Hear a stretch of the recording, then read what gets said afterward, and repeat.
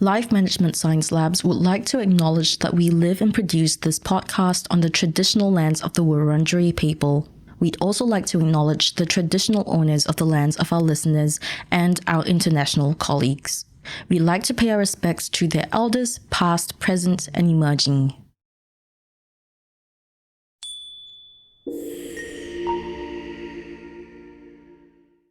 Hi, and welcome to Self-Improvement Atlas, the Personal Science Insights podcast produced by LMSL, the Life Management Science Labs. We are champions of life management science, providing structured insights informed by science and inspired by practice on key aspects of conscious living. Each week, we bring you scientific and practical insights on each element with the expert knowledge of professionals in the field. I'm Marie Stella, your host from Melbourne, Australia. Let's start the show. Hello and welcome back to Self-Improvement Atlas, the Personal Science Insights podcast. In today's episode, we're diving into an essential but often overlooked aspect of our daily lives, sleep hygiene. We're talking the habits, the practices, the environmental factors, and everything in between that contribute to quality sleep and overall health. And to guide us through this is sleep consultant Samantha Sadighi, who runs Easy Sleep Solutions in West London. Hi, Samantha. How are you going? I'm good. Thanks, Marie. How are you? Fine, thank you. Now, before we get started, could you tell us a bit more about your role as a sleep consultant in helping individuals with their sleep hygiene practices? Yeah, absolutely. So I am certified to help families with babies and children that can't sleep, right up to adults as well, using evidence or research-based techniques. So it's basically helping adults and older children to retrain their brain using sleep hygiene and other techniques. And with families with babies and children that don't sleep, it tends to be just sort of helping manage the behaviours that are causing the issues, really. Mm-hmm. And just out of curiosity, what kind of people usually come to you? Like, are these people who have identified that, they aren't sleeping very well in their day-to-day lives and it's affecting them? Yeah, basically. So it kind of varies. Usually there is something, a particular occurrence that's happened that's made someone realise that actually I need to really get help. So that could be the fact that they are exhausted and they've kind of nodded off while they were at traffic lights, or it could be that actually they didn't get the job promotion that they went for, or it could be that actually it's been 6 months and their child hasn't been sleeping and they are just on their knees and they know that they need help.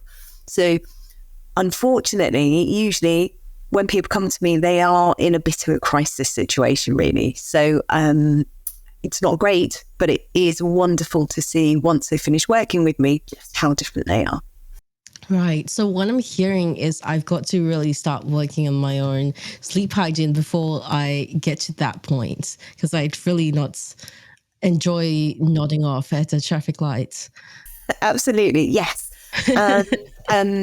Yeah, basically, let's be proactive rather than reactive. Yeah. Yeah, for sure. So that sounds all incredibly helpful, and I'm really keen to learn more, especially since we tend to inadvertently neglect our sleep, I feel like. So that's a great preface for our topic for today. But before we go further into detail, I'd love to get to know you better. This is Have You Met Samantha? My first question for you is, what is your favorite book? My favourite book is Kite Runner by Khaled Hosseini. Mm-hmm. I've lost track of how many times I've read it. Absolutely love it. Do you remember the first time that you read it? It was about 15 years ago. Whoa. Yeah, quite a while ago. 15 years ago. Yeah. Yeah. And what is your favorite thing about the book? What makes you keep coming back to it? It's just, I don't know if evocative is the right word, but it's just, it's so different. And it's just one of those that you can just really immerse yourself in.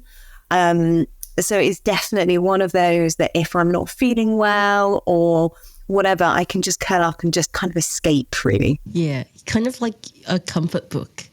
Yes, absolutely. Yes. Yeah, I love that for you. So as for movies, are there any that you kind of keep coming back to, like the book that you mentioned? I absolutely love Top Gun. That is my absolute favourite film of all time. How many times have you watched it? Oh, I don't know. I don't know I don't think it'll be hundreds, but it's probably tens over the years. Yeah. Yeah, tens. Tens is still impressive. I don't think I've ever watched a movie 10 times. Yeah. And do you know what's really funny is this is how I know that I really like something is I can watch or read it again and again. Most of the time I can't. I don't like the repetition. But if I really like something, I will do it multiple times. Most of the time it's one and done. But if you like something, So which was the second one that you liked? What, the film? Yes. Top Gun 2. Oh. There's a theme. There's a theme going on here, I feel like. Yeah. And it's not just because of Tom Cruise either. So, what can I say? That was the other question I was going to ask. Now, as for podcasts, are there any that you are listening to at the moment? I'm a bit late to the party on podcasts, which probably isn't the thing to admit to right now. So I am still sort of finding my way on what to listen to. It probably won't surprise you that the one that I do listen to quite a lot is the Matthew Walker Why We Sleep podcast. Oh, so what about it makes you want to listen to it? Just because it's very geeky about sleep. I love that they're geeks on sleep. I honestly love that. Like, it's so, like, the best nerds or best geeks are the niche ones. You just, man. Yeah. You We just are the find out best. so You're much the best more nerds. about it. What's your number one favorite, like, geek fact about sleep? Oh.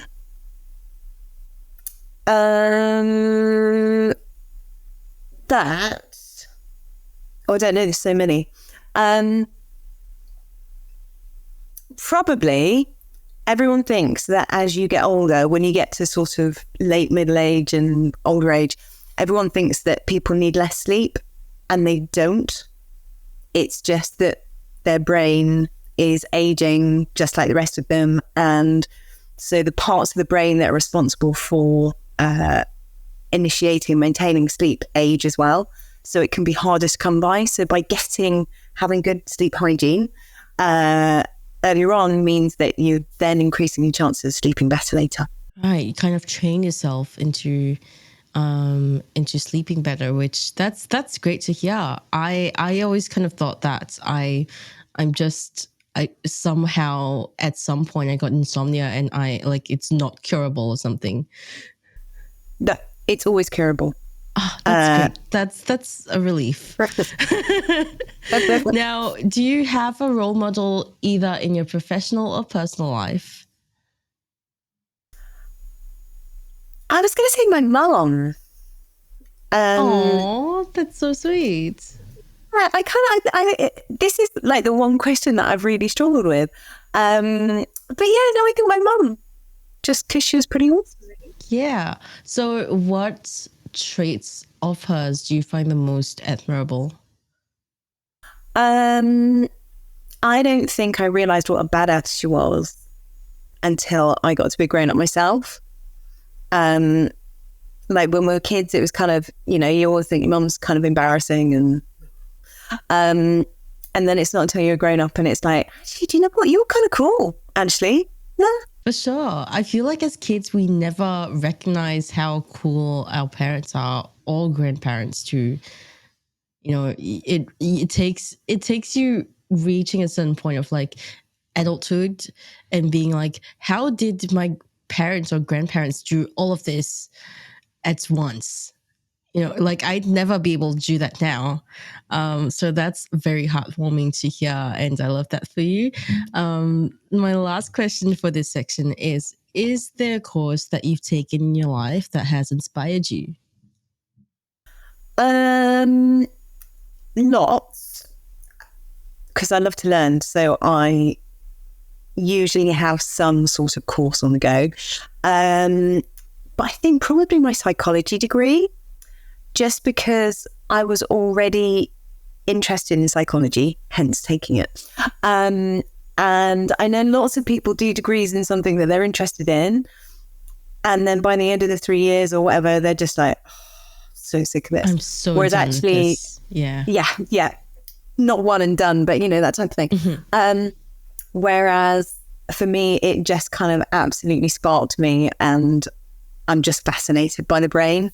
So, so it's probably that. That's amazing.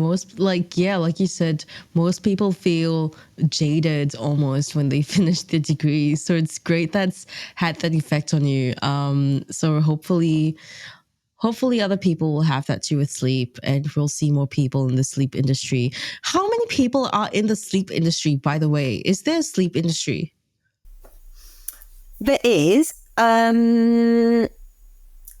It's kind of evolving, to be honest. So I think it was about the 60s that it started to kind of become a bit more recognised. And then, I've been doing it 5 years, and even I've seen quite a big change in 5 years. So the kind of is, but it's not like sort of physical health where you've got doctors and you've got, personal trainers and nutritionists and, things like that. It's not quite at that level. Whether it will ever get to be that, it certainly deserves that kind of recognition, which I would obviously say. But yeah, so there is an industry, but it's kind of getting there. Yeah, well, hopefully you'll get there at some point. And now we are moving on to the main portion of the recording, which is the interview questions. And my first question for you is, how would you define personal development? I think it is basically anything that stops us stagnating. So that's personally and professional. So it's really easy for us to stay in our comfort zone because it feels safe. But actually, we're not going to do anything, personally or professionally, if you just stay in your lane, really. So I think it's anything that you do that pushes you sort of out of that comfort zone, really. Yeah, for sure. And in your opinion, how does being mindful of sleep hygiene contribute to our personal development? If we're not getting enough sleep, we are physically, mentally, and emotionally not performing at our best. So basically, we can't develop if we're not feeling at our best on those 3 planes. So sleep is the bedrock of health, basically. And so if we're not feeling our best because we're not sleeping well, naturally we want to stay in that comfort blanket. We want to stay in that comfort zone. So making sure that we're paying attention to our sleep hygiene then means that we're then enabling ourselves to push ourselves forwards. Yeah, for sure. And it sounds like having that sleep hygiene will kind of give you more capacity to work on yourself as well. So what is your definition of sleep hygiene? What does it entail? So sleep hygiene is kind of one of those phrases that kind of gets thrown around, and everyone, especially sort of people outside of the sleep industry, everyone has a slightly different understanding of what it is. But essentially, sleep hygiene is anything within the whole 24-hour period that is going to impact your sleep. So we're not just talking about not sitting in bed looking at your phone.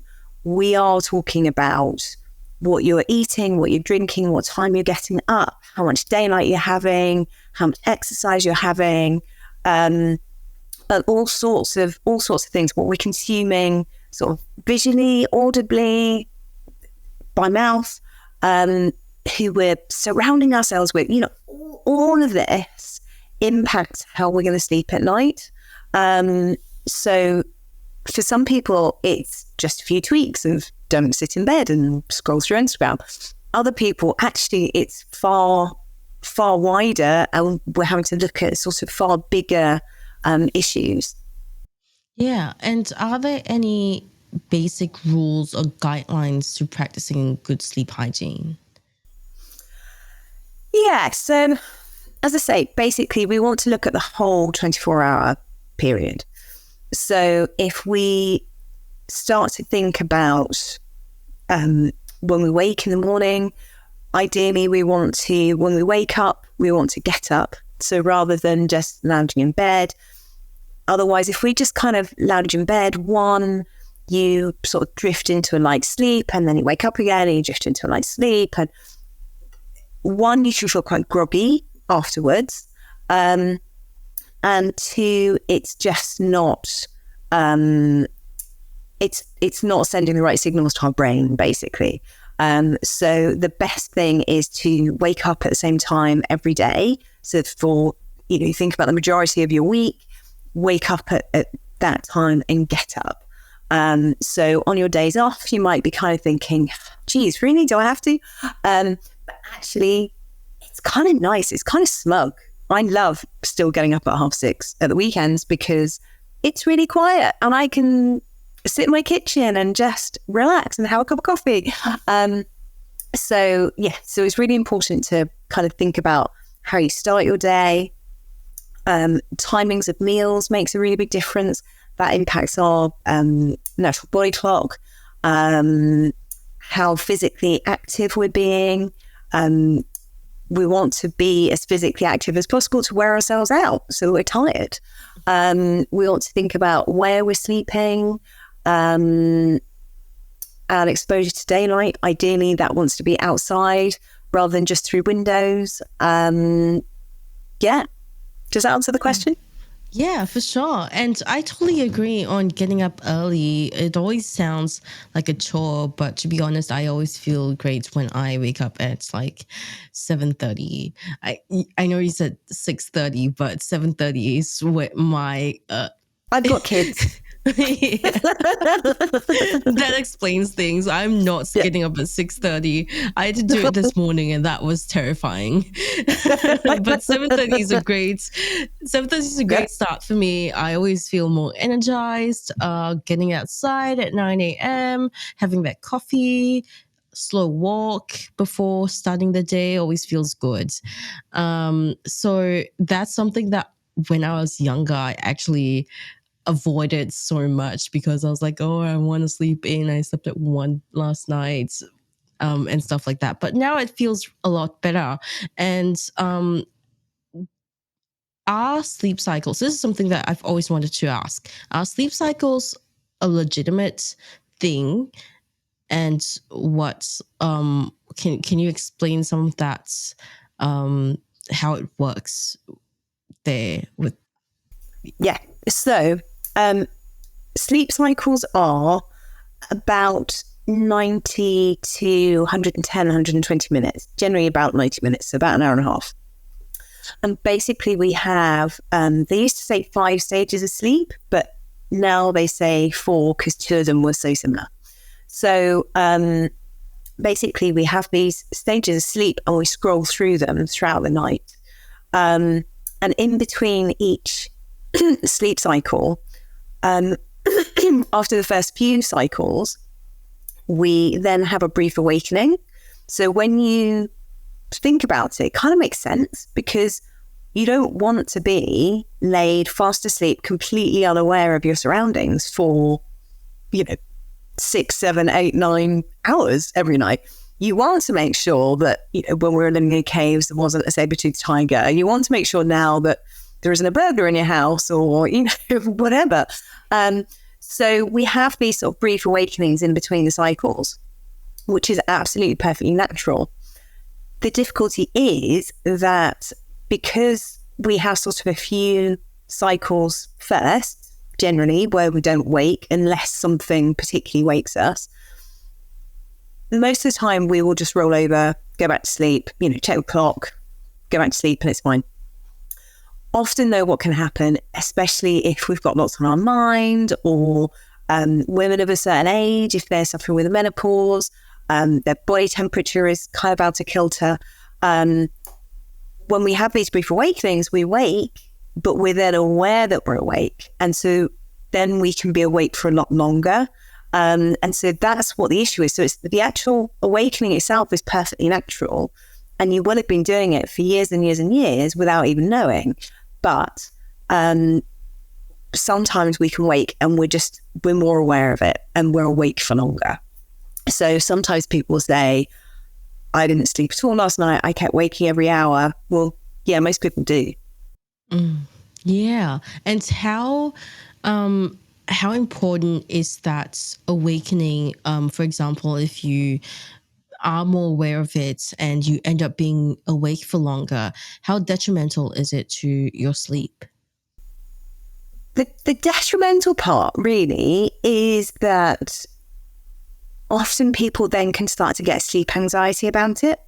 So if they are awake, say, for an hour, because, rather than just rolling over, looking at the clock and thinking, oh, it's 4 o'clock, they're then thinking, oh, I haven't packed the kids' school bags for tomorrow, or oh, I don't feel like I'm ready for that meeting tomorrow, or whatever it is that you're thinking about, or are there more grey squirrels and red squirrels in the UK at the moment? Or whatever it is that they're thinking of at ridiculous o'clock in the morning. So that in itself, the actual awakening itself isn't great, because obviously we don't want to be missing out on the opportunity to sleep. But if that happens a few nights in a row, people then, our brains naturally go to the negative. So our brains will naturally then start to think, oh, here we go, we're going to bed, but I know we're going to wake at 4 again. So that night we do wake at 4, because we generally wake at around about that time every single night, and probably have done for the last 20 years. So rather than looking at the clock and going, oh, it's 4 o'clock, I've got 2-3 hours until the alarm goes off, your brain then goes, ping, see, told you, said it was going to happen. And then you start to get anxious about it, because it's like, well, I just know this is going to happen. This is what always happens. And it's kind of that repetitive negative thinking about it. So if it happens occasionally, no, it's not really an issue. If it continues to happen, then that's when it can start to become an issue.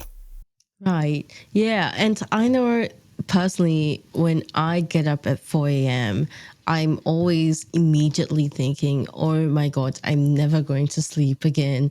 I can't get any more sleep for the rest. I've got to be up at 7 a.m. and I have 3 hours to get some sleep. I can't do this. And I end up sleeping at like 6, which means I lose out on that 2 hours of sleep when I probably could have just not thought about it and got that 3 hours of sleep. So what would you recommend doing if we do get up at like 4 a.m. and are more aware of it? What can we do to get back into sleep?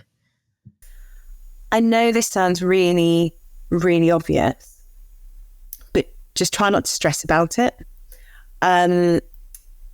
Usually it's happened before.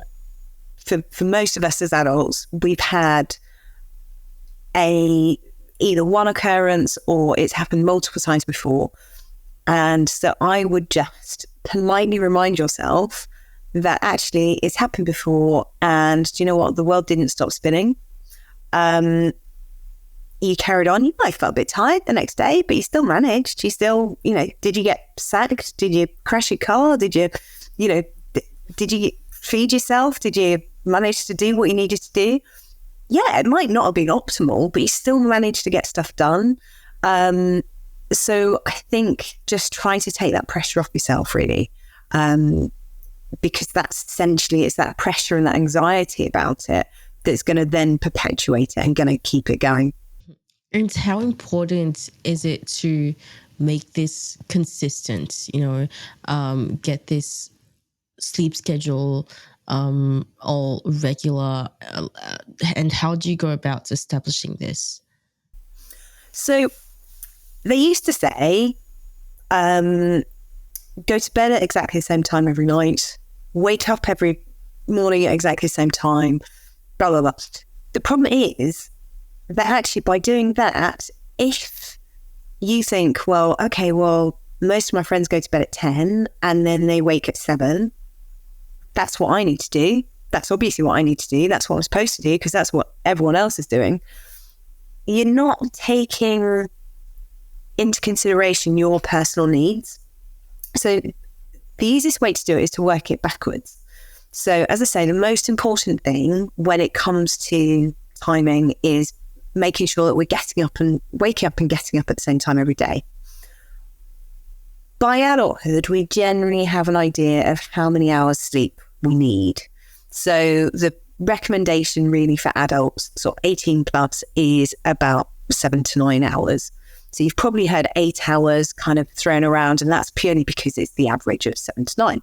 So I'm pretty much 7.5, 8 hours myself. If I'm 8 hours, fantastic. 7.5, fine. Anything below about 7.5, the world knows about it.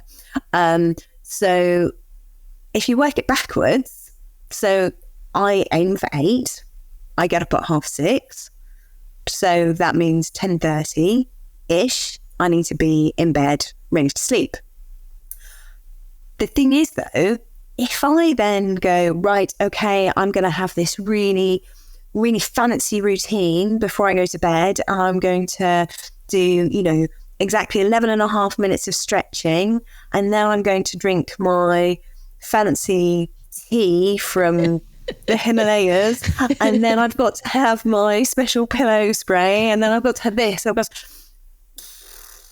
That's just too stressful, man. It's way too stressful. So work out what you do already before you go to bed and think about that routine. So for me, as I say, sort of 10:30-ish, it takes us about 15, 20-ish minutes to fall asleep anyway, naturally. If we're not sleep deprived, it's going to take you around about 15 minutes to fall asleep. So I then need to be in bed, ideally about 10:15, to make sure that I'm asleep for about 10:30. I love to read before I go to sleep, which I will no doubt keep talking about later. So ideally, I'm in bed around about 10ish, so that I've got time to read for a bit, and then I can turn the light out and I can fall asleep quite easily. What we want to make sure, though, is that when we turn the light out ready to sleep, that we are sleepy enough to sleep. And there is a difference between being tired and sleepy. Being tired is that you just feel rubbish. Sleepy is when you actually feel like you can fall asleep. And that's what we're looking for. So we want to be doing something before bed that we can keep doing. So I'm not going to, I do have my lights on timer in my house, but not in the bedroom. Because I'm not going to, be really funny about the fact that, no, it's 10:15, I need to turn the light off, otherwise I'm not going to sleep. It doesn't matter. And actually, again, it doesn't matter. I'm absolutely not saying that you have to stick to this routine all the time, because that's really dull. So, it's actually, it's 10:05 here in the UK. So see you later. I'm off to bed. It doesn't happen, you can't live your life like that. And I think, especially post-COVID, I think we've all realized that actually you do kind of need to live your life as well. And yes, sleep is really, really important. And if the majority of the time you can try to have a routine, you can try and stick to it pretty close, epic, that's amazing. But don't burn yourself out about it, because that's not going to help anyone. That's just going to add to the sleep anxiety. It's going to add to the general anxiety. So yeah, So the brief answer to your question, work it backwards. Work out what time you need to get up. Work it backwards based on how much sleep you need.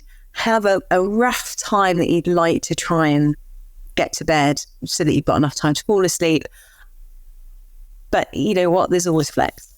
That's really great advice, and it's really refreshing to hear. I have always heard this about having a routine with sleep, and all this kind of stuff. And I always got really, really stressed looking at it, being like, that sounds like a lot of work that I've got to do just to sleep, and I don't know if I can do that. But one thing I do know that I probably shouldn't do before bed is I scroll through my phone for like an hour. What kind of effect does this have on sleep? And should I be avoiding this right before bed, or is this similar to like it's not the end of the world if you have some screen time before bed, just limit it? Yeah.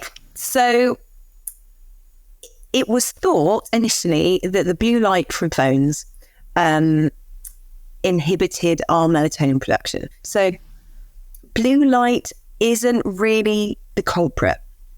The culprit is the fact that you're scrolling. So there's a difference between passive technology and interactive technology. So passive, as it sounds, is passive. You're not interacting with it. So that is something like a book, that's listening to audiobooks or music, or something like a jigsaw puzzle or colouring or whatever. So something that, or even just watching TV, watching a film or watching a series on Netflix or other streaming service. So you're not interacting with it. You're literally just sat watching it. Interactive technology is scrolling through your phone, it's looking at YouTube, it's sitting doing some work on your laptop in bed. You're interacting with it. So it's that sort of that mental stimulation as much as anything. And especially when we're scrolling through social media and things like that. So added to the fact that you are physically scrolling, so you're constantly thinking, am I going to stay on Instagram? Am I going to go to Facebook? Am I going to go to TikTok? Am I going to... you don't know what's coming up next. It could be something quite sort of stimulating in itself. So if you do want to have a look at your phone and things like that, try to not do it when you're laid in bed. Just because you are giving that signal to your brain that this is what we do in bed. Our beds are basically for sleep and sex. So we don't really want it to associate it with scrolling through your phone. So if you can kind of have ideally about an hour or two where you're not looking at your phone or scrolling through your phone before you go to bed, that's absolutely ideal. If it's a bit less than that, but you're doing it in a different room and not in bed, then that's better than nothing, basically. So what is the difference between passive technology and interactive technology, and how do they both affect our sleep? So passive technology, as it sounds, is something passive, so something that we're not interacting with. So that can be something like reading a book, even though we are turning the pages, but it doesn't really count, or listening to an audiobook, or listening to music, or something like doing a jigsaw puzzle, or adult colouring book, or something that has our attention that doesn't involve interacting with sort of technology, really.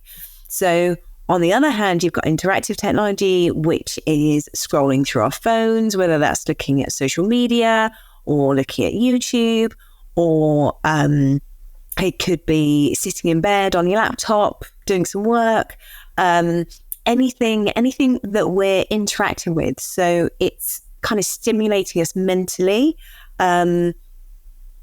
but in a different way to just kind of getting caught up in a book or, listening to your favorite piece of music.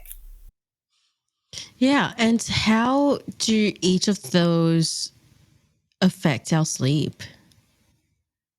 So really with passive technology, that's something that is going to be sort of a bit more calming. So it's a bit more relaxing.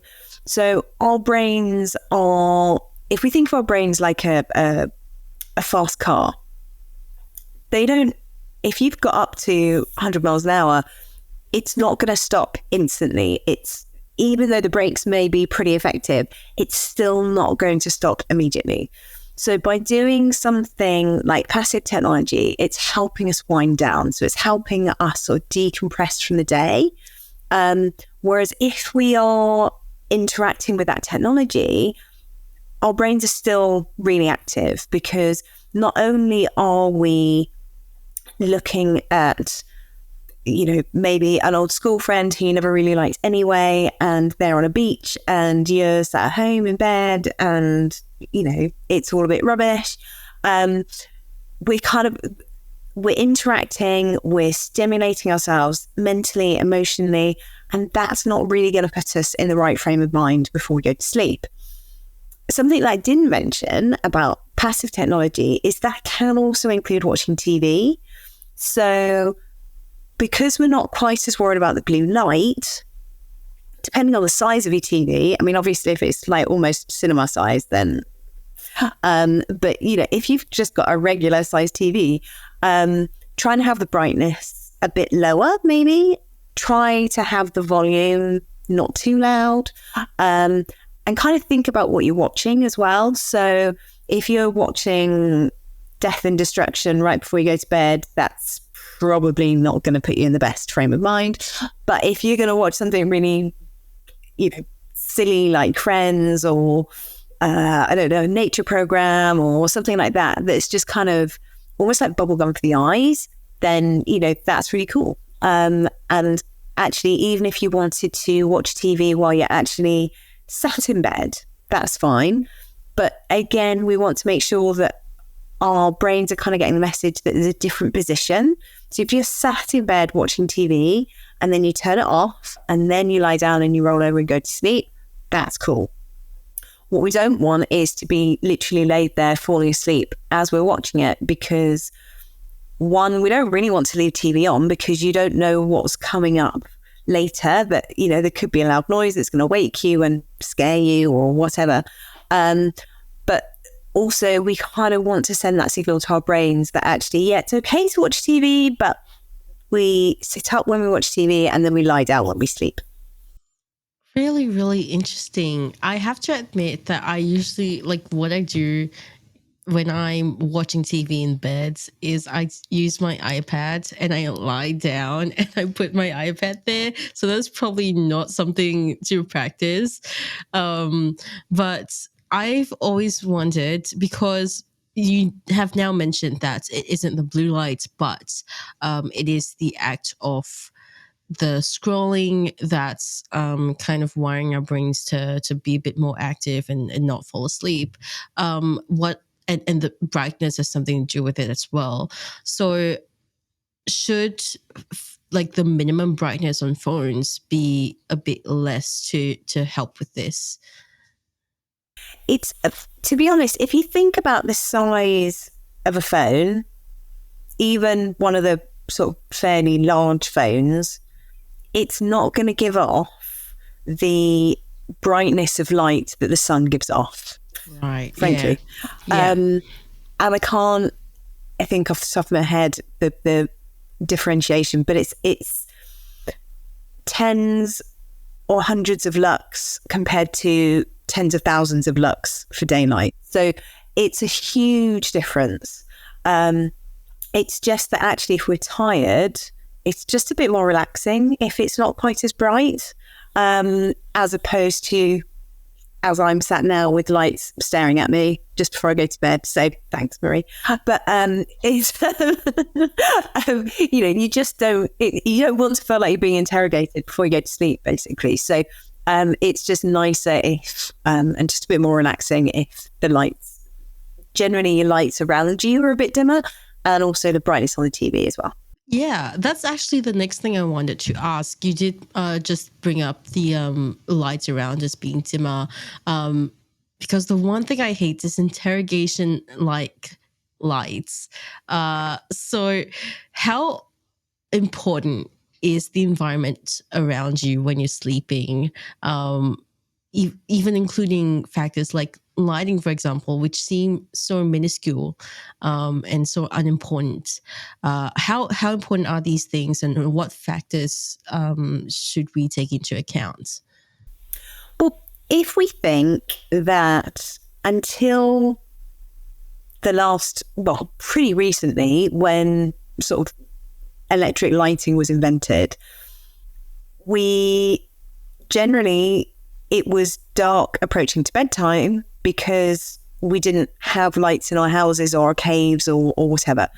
And our brains still expect that. So our brains still expect it to be darker for us to be able to sleep, because it's the darkness that helps promote the melatonin production, which is what helps us sleep.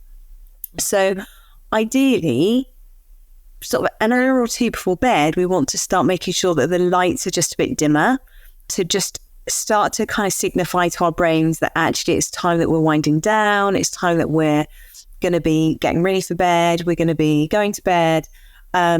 And that's just going to help with our melatonin production. But as I say, it just also means that we're just a bit calmer as well, because you don't feel calm when you've got bright lights staring at you and whatever. And bathrooms are the worst, because often, I mean, some bathrooms you have dimmer switches or whatever.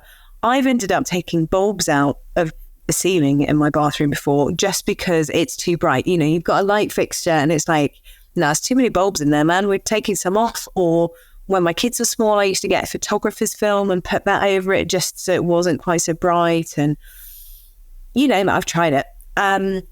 The last thing you need at the end of the day when you're taking your makeup off is that bright lighting as you're taking your makeup off.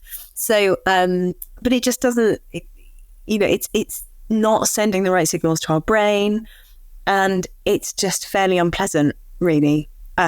So try to keep it a bit dimmer. If you want to light candles, as long as you blow them out before you go to bed, that's absolutely fine. But, you know, if you've got a dimmer switch, use the dimmer switch. If you've got lamps, use lamps. You know, whatever it takes, really. But just try to sort of chill it out, really, sort of closer to bed. And that includes the lighting. Yeah. And so what other factors of our environment should we consider for a good night's rest? So, as I say, our brain expects it to be dark. So really we want to make sure that the bedroom is dark throughout the night. So whether you have blackout curtains or blinds, whether you use an eye mask, that type of thing, that's going to really help. Personally, I use an eye mask every night, which is then great because if I go somewhere else, I just take an eye mask with me and I sort of feel a lot more rested the next day because I'm used to having an eye mask. So noises, depending on where we live, I live really close to one of the major London airports. So we often have planes flying over our house. So sometimes just if I know that the wind is in that direction and the planes are going to be bothersome, I might put some white noise on, either for myself or my kids, just so it takes the edge off. So it doesn't want to be anything too loud, but it just wants to be sort of loud enough that it's going to take any sudden noises off. Also, we want to think about the temperature of our rooms as well. The ideal temperature is about 16 to 20 degrees centigrade. Do I need to do it in Fahrenheit? No. No, that's okay. I mean, cool. you can say it in Fahrenheit. We do have like a global audience, so yeah. I think I had to write that one down. I know what it is in Celsius. Fahrenheit, I think it's 60 to 68. I never know what Fahrenheit is. I know 16 is 61. That's the only. Okay. That's the only. Yeah. Same. Yeah. Um, so yeah. So ideally, it wants to be a sort of round about that, really, just because our core body temperature starts to cool as we approach sleep. So that's why sometimes you can feel a bit chilly when you're tired, because your core body temperature is cooling down. So if it's too much warmer, then your core body temperature is going to heat up and your body doesn't really know what's going on. So it then makes it really hard to sleep. So if you are sleeping somewhere where it's really hot and you don't have aircon or whatever, then that's often what the issue is. Equally, if we're really cold, then it's really difficult as well, because you're shivering and your nose is cold and, it's uncomfortable. So between sort of 16 and 20 is kind of ideal, really. And trying to keep it a fairly consistent temperature if you can overnight, then that's really good as well. So layering up, that type of thing is good. The other thing is our physical comfort. So making sure that your bed is comfortable. Mattresses don't last forever, unfortunately. I think it's 8 years they're supposed to last for. That's such a pain. Mattresses are so expensive too. I know. So there are things that you can do if your mattress isn't terribly comfortable, like getting a mattress topper or, different things like that are sort of less expensive than having to buy a whole new mattress. But things like making sure that your pillow is nice and supportive. So trying to keep your spine sort of fairly straight, depending on what your favoured position is to sleep in. So, some people are side sleepers, in which case then you can get pillows that kind of make sure that your head's in the right angle. You can get pillows for back sleepers. So you can get different types of pillows, different types of bedding. So cotton bedding is really good because it wicks away any sweat. So if it's sort of polyester or sort of man-made fabrics, then if you get hot at night, then it kind of makes you even hotter, really. So there's lots of different things that you might not get all of it absolutely perfect. But as long as you're kind of pretty close with all of it, then that's all going to help.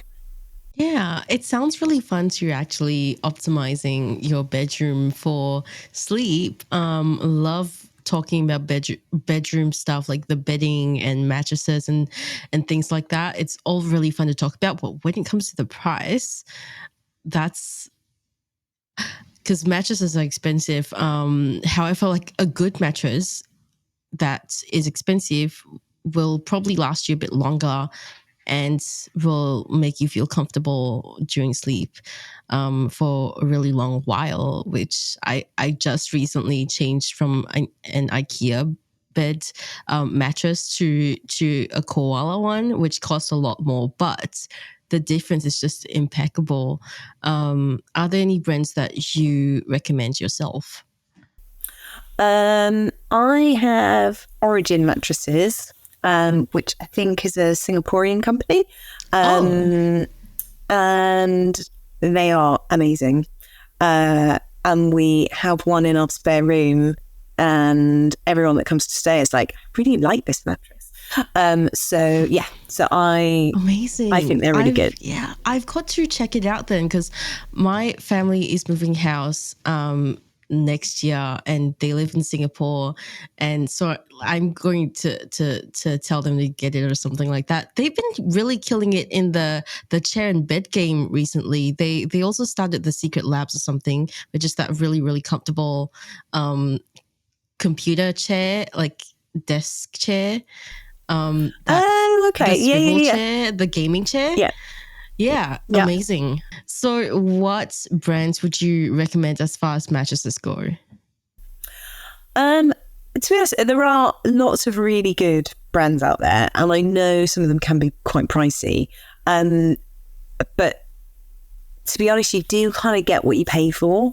The brand that I really like is Origin Mattresses, which I think is a Singaporean company.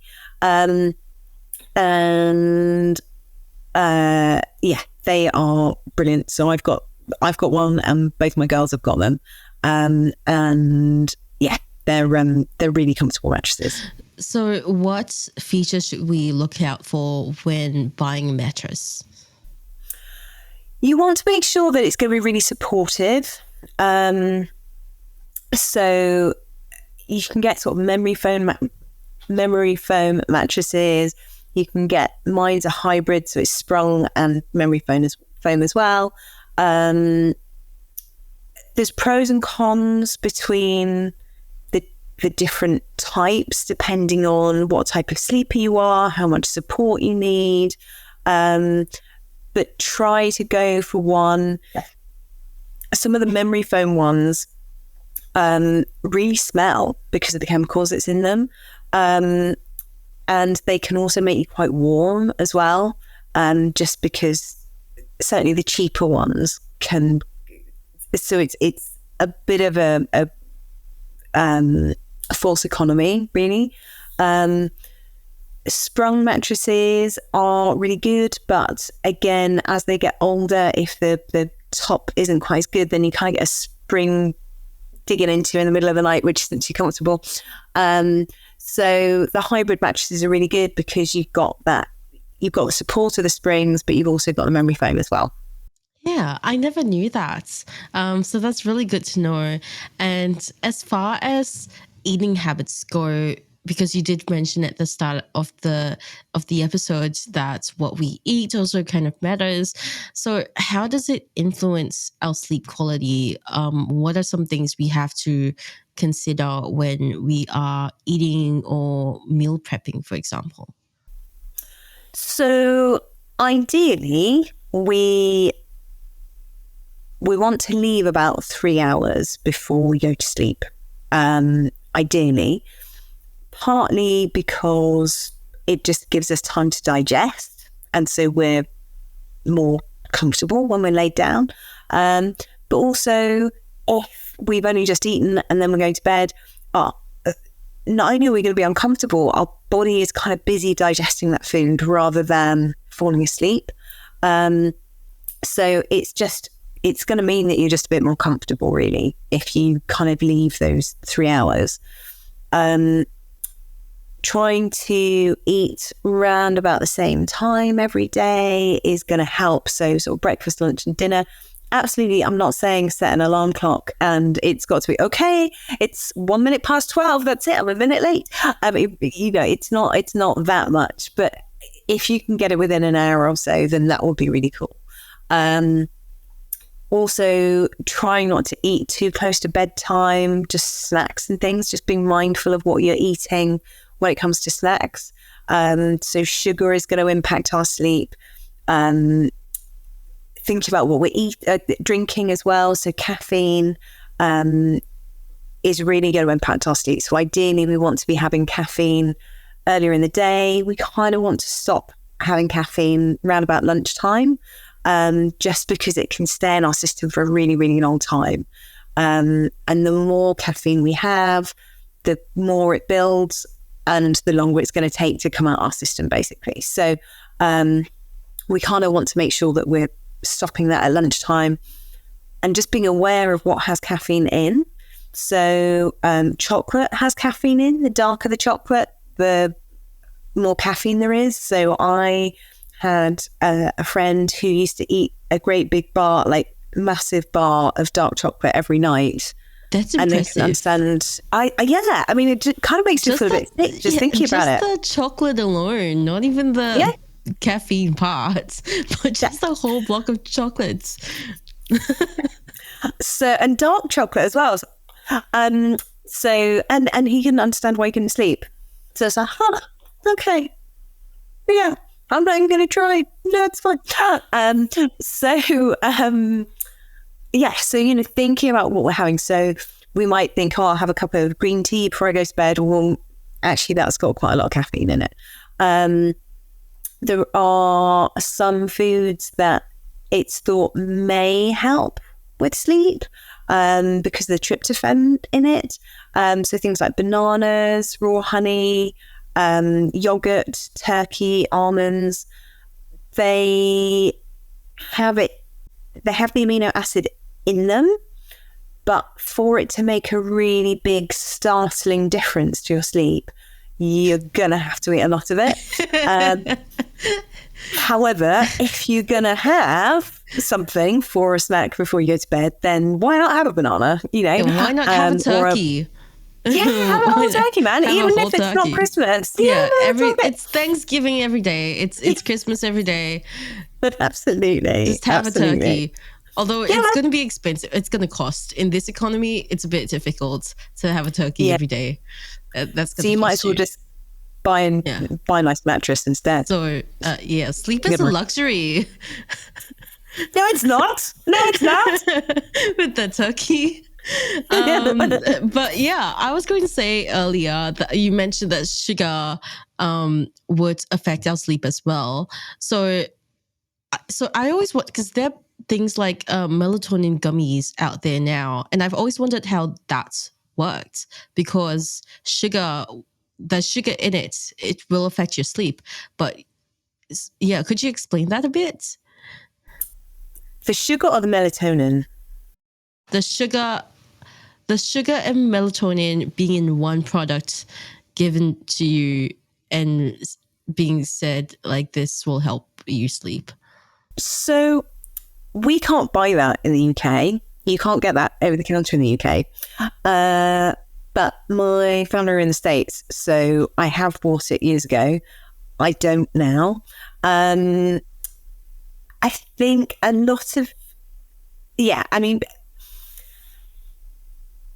do I get my soapbox about melatonin? It's melatonin tablets or gummies can be really helpful if used very occasionally. But they're not regulated. So just because it says it's got so many milligrams or whatever doesn't actually mean that that's what's in it. And so it sort of doesn't matter if it's got sugar in it or not, because you don't actually know how much melatonin is actually in it anyway.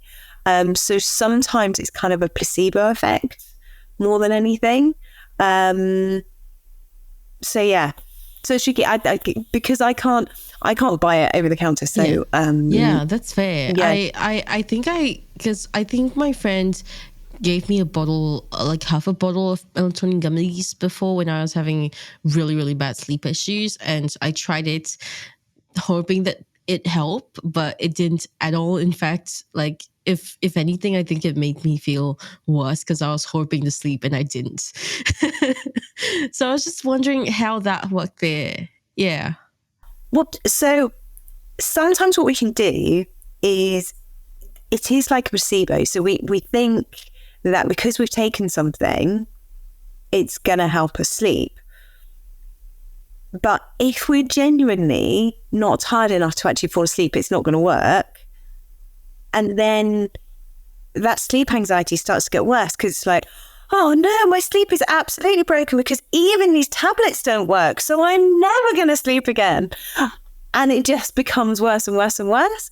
And so you could take Zopiclone or, one of the like genuine sleeping tablets and still feel like you're not actually going to fall asleep. You probably will, because they're like horse tranquilizers, some of them. But, you still kind of then get in your head about it, really. So personally, I would say don't take...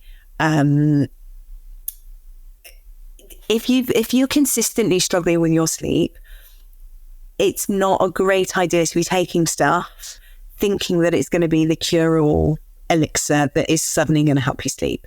There are supplements on the market that may help alleviate some of the difficulties that you're having, or even if it's been going on for a while, again, if it's that placebo effect and it seems to help, then, if it's natural, I have no issue with that.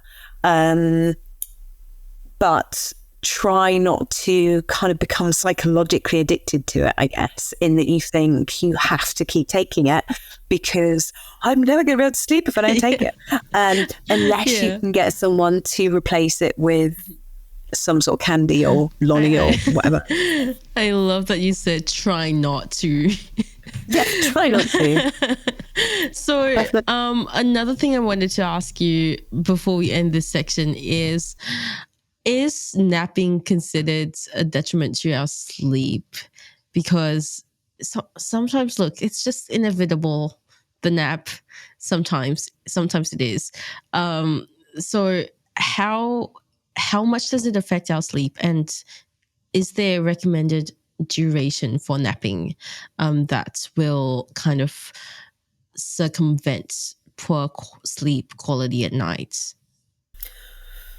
So the sleep world is pretty divided on naps. And I think a lot of that is quite cultural, because if you think about like Southern Europe, they have been having siestas forever. And that's just kind of what they do. That's the way that they do it. Generally, we think if you're getting enough sleep overnight consistently, you kind of shouldn't need to have a nap, really. Having said that, I love a little nap occasionally, not very often, probably every 3 or 4 months. It's really not a regular occurrence. But if I do feel a bit naughty. I do make sure that I don't have lots on my face if I'm going to do an Instagram live straight afterwards. Just because just a real drool marks, pillow marks. Yes. No, I've been awake for days. So, yeah. But naps are, as you say, they are inevitable occasionally. What we want to make sure, when we're well rested, we have something called sleep pressure. So, in fact, not even when we're well rested, we have something called sleep pressure. When we're well rested and we wake up in the morning, that pressure is pretty low, and that builds and builds and builds throughout the day. And it's that pressure, along with other different factors, that helps us fall asleep and maintain our sleep overnight. If you wake up at 7:30 and you're going to go to bed at 11:30, but you have a nap at 7 o'clock when you get home from work because you've had a really long day, you're taking off some of that sleep pressure. So by the time you go to bed at 11:30, you don't have as much sleep pressure as you had. So you're then going to find it harder to initiate sleep, which then you're going to lie there thinking, my sleep system's broken, that's it, I'm never going to sleep again. So it's kind of trying to make sure that we don't get into that situation. Obviously, if you know that you're going to be going out and you know you're going to be up for whatever reason, then having a nap at that sort of time is okay. Generally, though, I would say if you are going to have a nap, kind of wants to be just after lunch or something. Duration-wise, it doesn't want to be too long. Ideally, it wants to be about 10 minutes, which is really hard to police because actually you don't know how quickly you're going to fall asleep. It should be about 15 minutes, but if you're tired enough that you need a nap, then it's probably going to be less than that. So it can be pretty tricky. The reason for 10 minutes is that you're not going to get into the deeper stages of sleep and then be harshly awoken. And then you get that grogginess, that horrid sleep inertia, where it takes a bit of time for you to come round, and you then kind of, it's almost like that napper's remorse, where it's like, why did I have a nap? I feel even worse than I did. That was completely pointless. I've just completely smudged my eyeliner and everything, and everyone's going to know I had a nap and I feel rubbish. But it's, it's kind of try to keep it to 10-ish minutes if you can. And there's research to suggest that actually you're going to be more cognitively, or your cognitive performance will be better for the next 3 hours just from having 10 minutes. So that can be enough just to kind of refresh you. But But again, I'd still do that kind of lunchtime-ish, early afternoon-ish, just to make sure that you're not impacting nighttime sleep too much. So also people will sit down, you know, they'll have the dinner, they'll do the washing up, sit down, watch TV and fall asleep while they're watching TV. Essentially, that's a nap as well. So to try and get out of that habit, if it's always around about the same sort of time, or, you know, after you've cooked dinner, done washing up, and then you've sat down, try to busy yourself with something so that you're not going to actually fall asleep then and there, because the act of actually getting up and going to bed is going to stimulate your nervous system, and you're then going to find it harder to fall asleep. Also, because you've fallen asleep, you've taken that bit of pressure off. So again, it's going to be harder to fall asleep. So if you find that you are consistently falling asleep at 9 o'clock, you could just go to bed at 9 o'clock instead. Just an idea. Simple solution. Yeah. Yeah, man. So it's kind of, napping isn't just during the day or when you get in from work. It can be that sort of nodding off on the sofa while you're watching TV as well. Yeah, thank you so much for sharing that with us. I feel like I learned so much in this episode alone. It's incredible how many aspects of sleep there are, and how simple it is to solve some of these things, really. Like just switching to watching movies instead of scrolling through TikTok, or just switching your bedtime to whenever your body naturally falls asleep. So that's all really interesting. Thank you so much for sharing that with us. Now we're moving on to the open mic section, and this is your chance to talk about anything that you're passionate about that doesn't have to be related to the topic. So the floor is yours. Take it away. So it's probably not really going to surprise you that the thing that I'm most passionate about, apart from my kids' crazy antics, is sleep. So I could have done a slideshow of my kids doing weird and wonderful things, but I decided against it. I'm just going to talk about sleep instead. So I really genuinely believe that sleep is a superpower. And I know that probably makes me sound a bit woo when I say that, but we know that eating the right things and getting enough exercise is really good for us. We know that that's going to help us physically and mentally and, you know, fuel your body and all of that. But what we don't really fully appreciate, or what lots of people don't fully appreciate yet, is that sleep is the bedrock of health. And if we're not sleeping well enough, we lack the motivation to exercise. We are not giving our bodies the opportunity to rest and repair. So we are more likely to injure ourselves. And if we do get injured, it's then going to take longer for us to recover from those injuries. We're also not going to make the food choices that we want to make because our hunger hormones are out of sync when we're sleep deprived. So we have ghrelin, which tells us that we're hungry. We have leptin that tells us that we're full. One should be high while the other one's low. Then they kind of do a merry little dance.